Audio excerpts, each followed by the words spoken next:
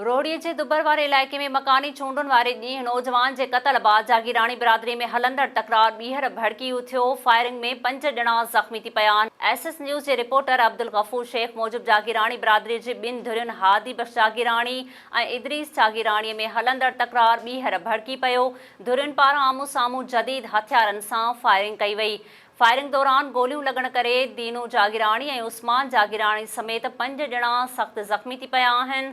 Police जी वॾी नफ़री झेड़े वारे हंधि रवानी थी वई आहे। ॿिन्ही धुरियुनि जे हलंदड़ फायरिंग सबबि मुख़्तलिफ़ रेलवे स्टेशन ते रोहड़ीअ में अवामी एक्सप्रेस, सांगी वेझो ख़ैबर ट्रेन ऐं महेसरो में शाह हुसैन एक्सप्रेस खे रोकियो वियो।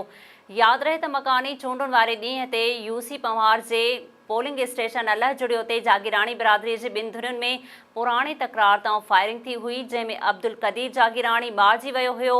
अब्दुल माजिद ऐं अब्दुल समद समेत 8 ॼणा ज़ख़्मी बि थी पिया हुआ।